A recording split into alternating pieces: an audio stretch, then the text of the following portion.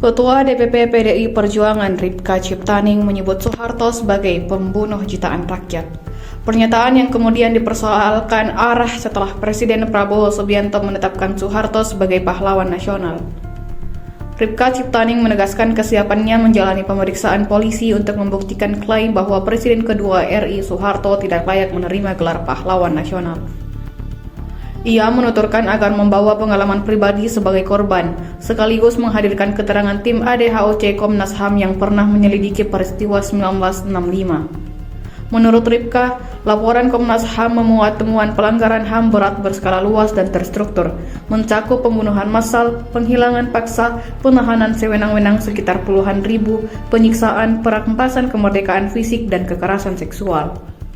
Ia juga menyebut laporan itu menempatkan Komkaptib sebagai pihak bertanggung jawab, lembaga yang berada di bawah kendali Soeharto pada masa tersebut. Ripka menambahkan tim penyusun laporan masih hidup dan bisa dihadirkan sebagai saksi. Ia menyebut nama Nurholis selaku ketua serta Kabul Supradi, Johni Nelson Simanjuntak, dan Yosef Adi Prasetyo sebagai bagian dari tim. Laporan terhadap Ripka diajukan arah ke Bareskrim Polri pada Rabu 12 November 2025. Mereka menilai pernyataan Ripka telah menimbulkan disinformasi.